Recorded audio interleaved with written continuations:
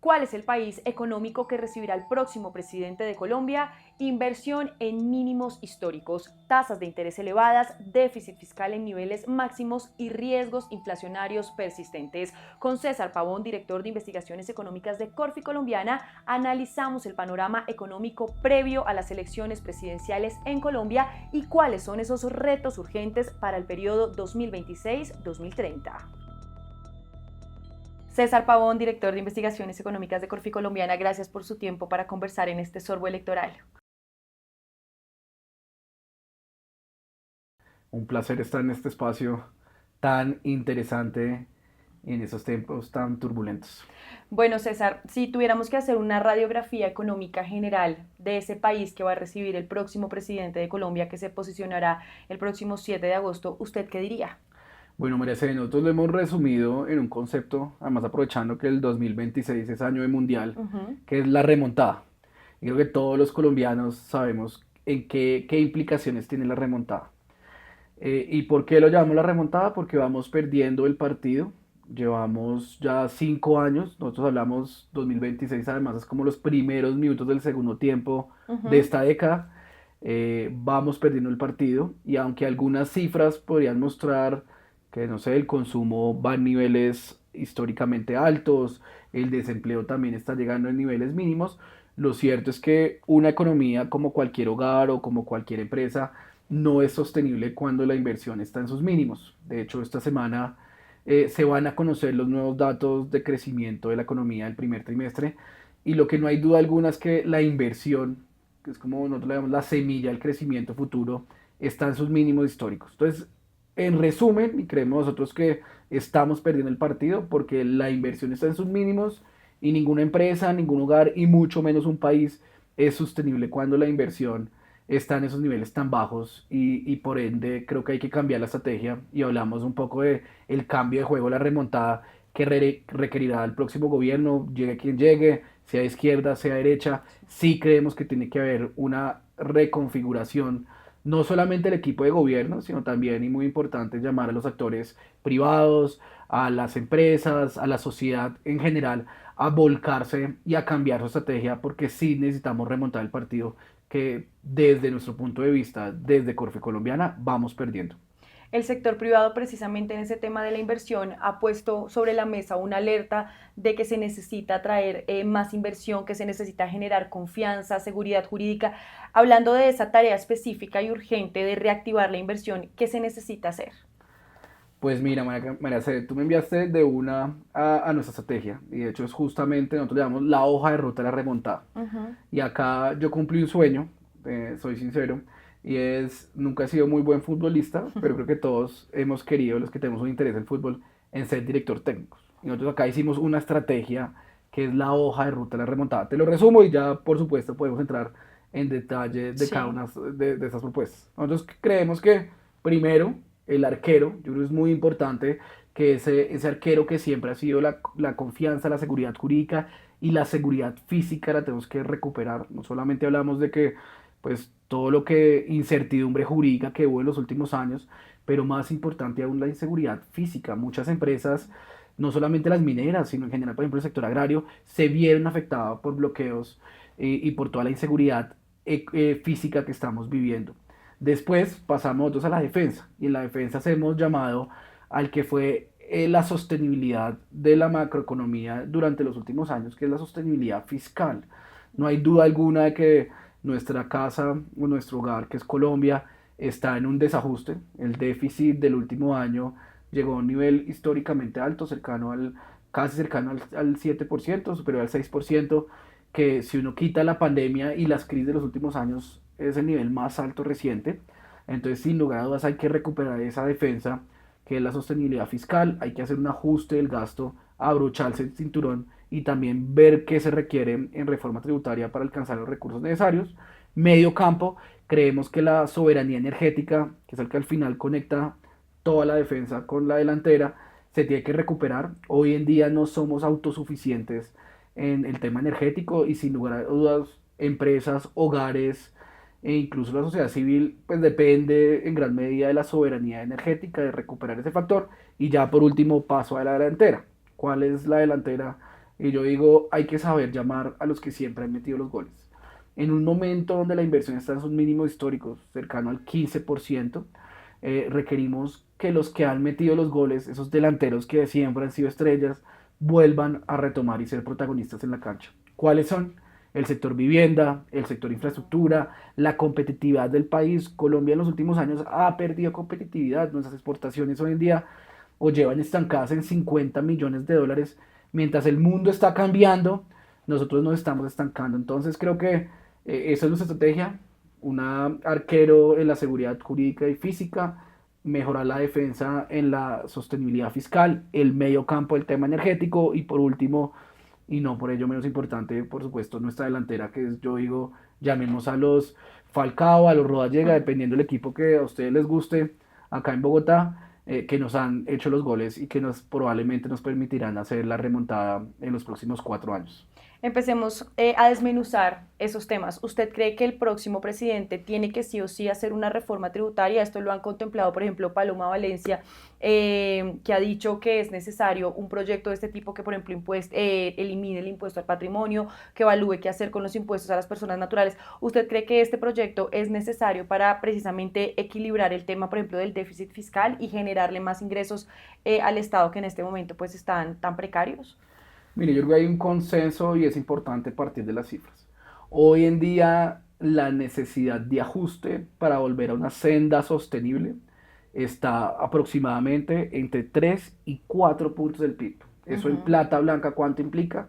Entre 60 a 70 billones de pesos, o 50 a 70 billones de pesos, es lo que estamos dimensionando. Sería el ajuste más grande que se haría hecho en la historia reciente. Nunca el país ha tenido un ajuste de esas dimensiones. Entonces yo primero partiría con las realidades. Yo creo que es poco factible pensar que en el corto plazo vamos a ver un ajuste de esa dimensión. Yo esperaría con un escenario realista y lo más importante, al menos en el manejo macro, como cualquier empresa, es mostrar la senda, es mostrar que yo no voy a hacer un ajuste de un año que es poco probable, pero sí al menos que yo en los próximos 4 años voy a poder hacer el ajuste. Entonces hablaríamos de un ajuste al menos muy importante y eso va a ser determinante el próximo 7 de agosto de 2 puntos del PIB. Yo creo que hay que comenzar con ese mensaje de la economía requiere un ajuste y ahí es donde uno empieza a ver. Uno creo que hay como tres dimensiones que podría ser el ajuste. El primer ajuste que es inevitable y que nosotros lo enfatizamos en nuestro informe es abrocharse el cinturón. Cuando el hogar gasta mucho, pues lo primero que uno tiene que hacer es cortar lo que no sea necesario.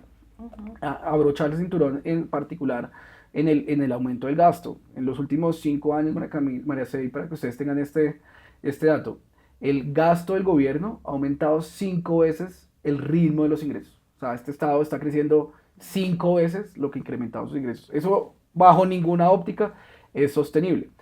¿Cuál es la realidad? La realidad es que hay una gran inflexibilidad en los gastos. Muchos de los gastos que tiene hoy en día el presupuesto se estiman que es aproximadamente el 90% del presupuesto es inflexible, es decir, que está supeditado a leyes o a temas que Ujú. salen Sí. del resorte per se del ministro de Hacienda, pero yo sí creo que hay que hacer el mayor esfuerzo posible. Nosotros hicimos un cálculo reduciendo los ministerios de 19 a 12, uno podría lograr un ahorro cercano a un punto del PIB. Y yo creo que es lo que uno debería, de esos 2 puntos del PIB, debería estimar un ajuste que nos dé por lo menos en el corto plazo un ajuste de un punto del PIB abrochándole el cinturón.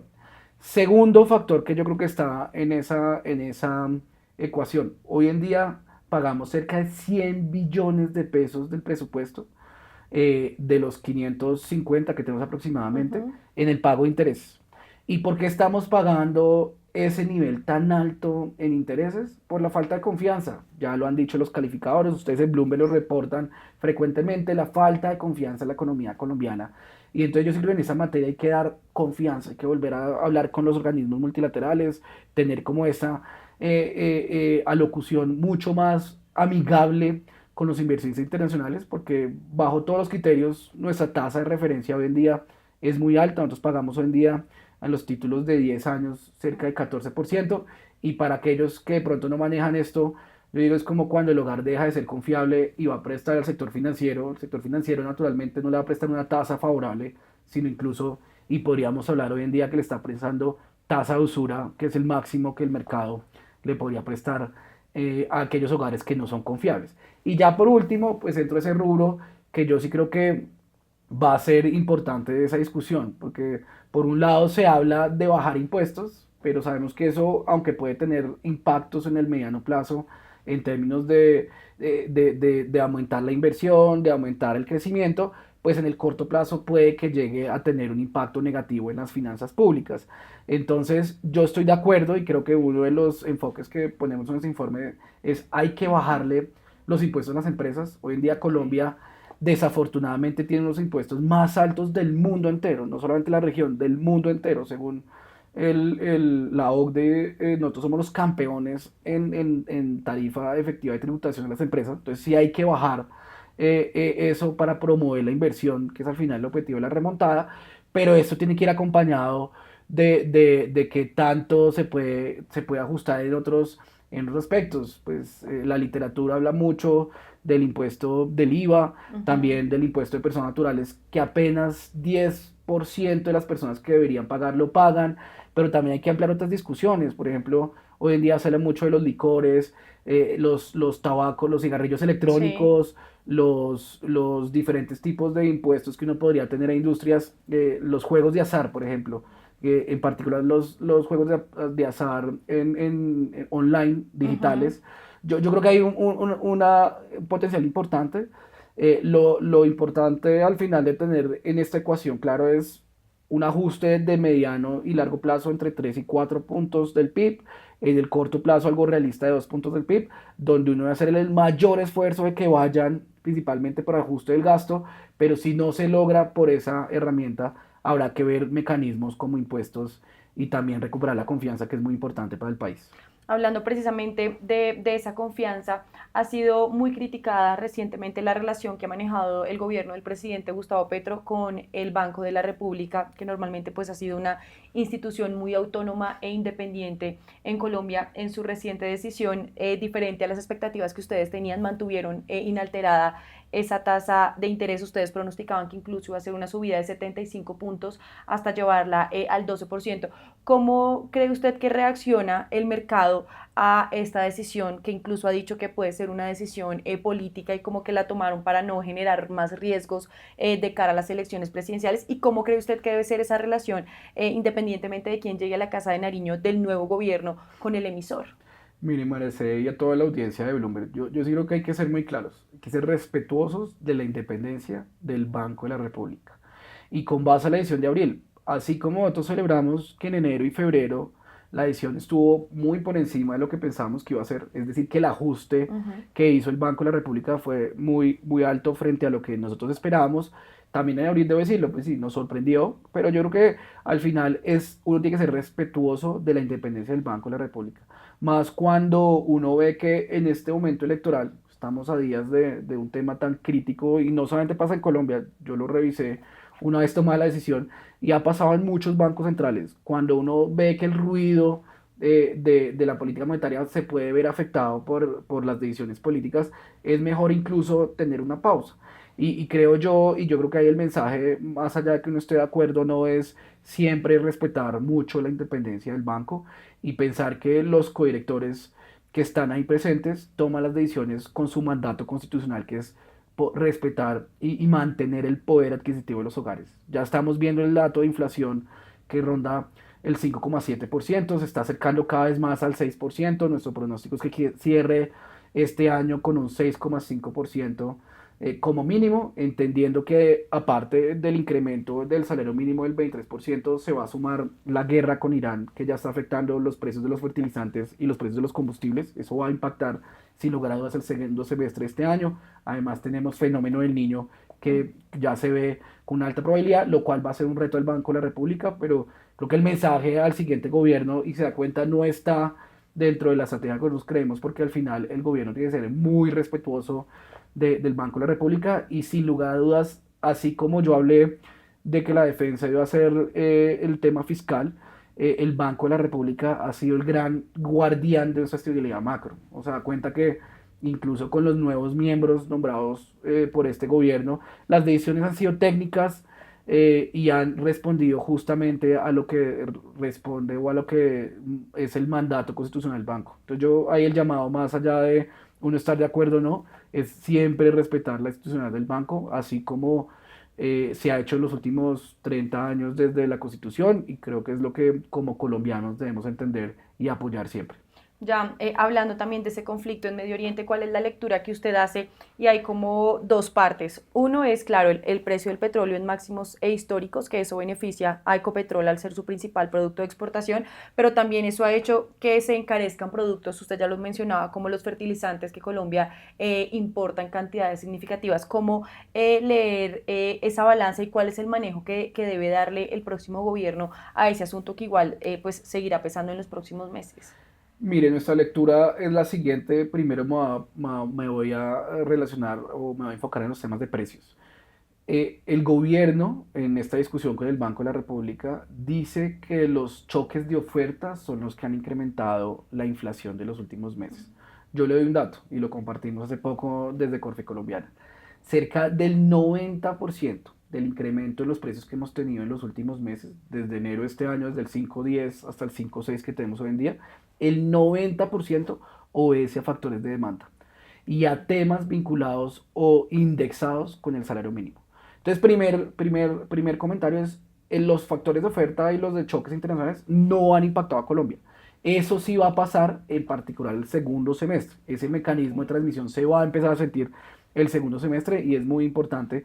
Pero ¿por qué lo menciono y por qué lo destaco? Porque yo creo que en ambos casos el Banco de la República tiene que actuar, pero es mucho más claro cuando los factores vienen de demanda y vienen por temas internos, porque ahí es cuando la política monetaria tiene mayor injerencia y puede tener un mayor rol. Entonces, sí es importante que el Banco de la República haya actuado como lo hizo en los primeros meses.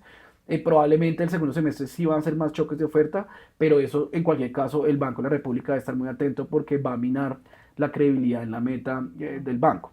En segundo lugar, y también lo hemos puesto sobre la mesa, creo que al final hay que entender, y hace muy poco fueron las reuniones de primavera en Estados Unidos, en Washington, donde se reúnen todos los líderes globales, y el mensaje fue claro, es la guerra nos impacta, es la sombra de la guerra está sobre el mundo. Pero yo he dicho, pues piensen también que así como hay sombra, donde hay sombra hay luz. Y puede que regiones como las nuestras, no solamente hablo de Colombia, sino América Latina, Sí. estén viendo algo de luz en estas circunstancias. Pues solamente tener el precio del barril del petróleo por encima de los $100 es una buena noticia. No es un sector que hoy en día sea protagonista, pero indudablemente esto va a beneficiar Ecopetrol, que tiene muchos beneficios no solamente a la economía local, sino por supuesto a las finanzas públicas, y si se mantiene esta incertidumbre, en particular en commodities, puede beneficiarse. ¿Cuál creo yo que es la postura que debe tener el gobierno ante esta luz que puede aparecer? La obvia, hay que aprovechar estos momentos. Es sorprendente que hoy en día el presidente Petro sea el único presidente de América Latina que no se haya dado cuenta que estamos en un momento de bonanza y que hay que aprovecharla. Usted ya lo vio en México. En México ya hay noticias de la presidenta hablando del fracking, exploración. En Brasil, la exploración de Brasil en los últimos años ha aumentado sustancialmente. Y yo sé que la transición energética es algo que debemos tener en las próximas décadas. Estos combustibles tienen una vida finita, pero esa transición se va a hacer costeando y evaluando muy bien esos beneficios que podemos obtener en el corto plazo y poder financiar los proyectos que van a requerirse, energía solar, energía eólica, que probablemente pueden ser los motores, pero ya a 10 o 20 años vista. Es decir, que si el manejo que ha tenido actualmente Ecopetrol durante estos 4 años, si ese manejo se mantiene, digamos que eso no va a ser muy positivo para la economía. Es decir, si seguimos con ese freno al fracking, con ese freno a los nuevos contratos de exploración petrolera y de gas, pues no va a haber frutos económicos. Claro, y eso fue justamente nuestro énfasis en el tema del medio campo. Yo les dije, el medio campo es la soberanía energética, yo creo que tiene que ir una obsesión, o sea, el país se tiene que obsesionar, darle toda la prioridad a los proyectos de todo tipo de índole energética. Por un lado se habla de energía solar, energía renovable, pero también tenemos que hablar nuevamente de la energía tradicional, del gas, de los proyectos de petróleo, la exploración hay que retomarla y sin lugar a dudas yo sí creo que esa discusión del fracking hay que avanzar, ya hubo unos pilotos, hay que Mm. restablecer los pilotos y en la mayor brevedad posible ojalá que pongamos de una manera sostenible, porque eso hay que advertirlo y ya en el mundo entero está Sí. haciendo que el fracking se pueda hacer de una manera mucho más amigable con el medio ambiente, pero sí ya hay maneras científicas, empíricas, de poderlo hacer de una manera amigable con el medio ambiente y que le dé los réditos y la rentabilidad que una economía como Colombia podría aprovechar en este momento de sombras que hay a nivel global. Hablemos ahora, César, de uno de los temas económicos por los cuales este gobierno ha sacado mucho pecho, y usted también lo mencionaba ahorita, y es ese desempleo, que está en niveles históricamente bajos. Sin embargo, cuando uno revisa las cifras, se da cuenta que esa generación de empleo se está dando por los empleos generados por el gobierno y también por los de cuenta propia, que incluso se ha advertido que pues, son unos dos rubros que no son sostenibles en el tiempo. ¿Cuál es la lectura que usted hace de esa baja del desempleo? Mire, María C. y a toda la audiencia de Bloomberg, es la misma lectura que hacemos de la actividad económica. No podemos pensar que una economía, así como un hogar o una empresa, se va a mantener a punta de gasto. En el caso de empleo, ¿qué es lo que estamos viendo? Es en efecto el gasto público, los empleos públicos, lo que más ha crecido en los últimos años. ¿Cuáles son, y en lo corrido del año, cuáles son los sectores que más han perdido participación? Y eso no hay que perderlo de vista porque es muy relevante dentro del empleo. Los que más han perdido empleo son el sector agrícola, el comercio, son sectores que son intensivos en mano de obra, pero más importante aún, María C., son los sectores donde más personas ganan alrededor de un salario mínimo. ¿Es esto sorprendente? No, no es nada sorprendente. Lo advertimos al cierre del año pasado. Y si bien las cifras agregadas pueden verse bonitas y pueden verse bien, eso no hay que ponerlo en duda y es una realidad, eso hay que decirlo. El desempleo, la tasa de desempleo viene a sus mínimos históricos. Cuando uno ve qué sectores están ganando y qué sectores están perdiendo, es fácilmente predecible que no son los sectores que uno desearía y que harían que una economía como la nuestra pueda prosperar en el mediano y largo plazo. Entonces yo creo que hay que ser claros en ese mensaje. Los que vienen perdiendo participación son los sectores que más podrían crecer o más podrían generar inversión y por el contrario los que vienen manteniendo el impulso, así como la actividad económica, son los sectores que creemos que no van a poder mantenerse mucho en el mediano plazo. Hablamos de un ajuste del gasto público.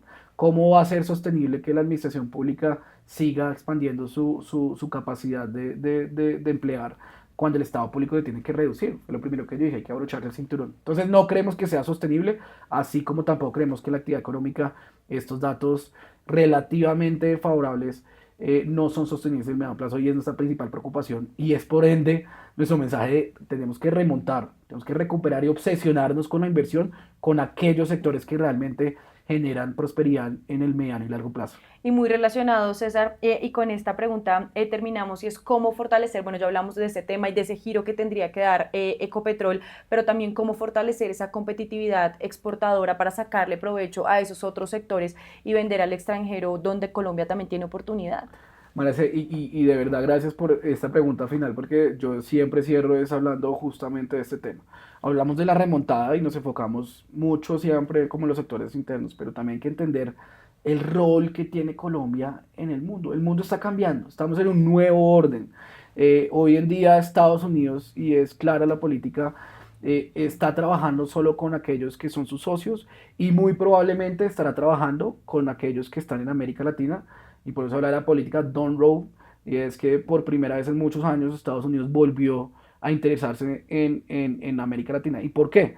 Porque América Latina, en este mundo de guerra, vemos Europa también está todavía con el conflicto Rusia-Ucrania, vamos al Medio Oriente, y pues no hablar de la guerra con Irán, China y Estados Unidos tienen un conflicto pues que se va a profundizar en materia económica, nosotros somos el socio idóneo de Estados Unidos.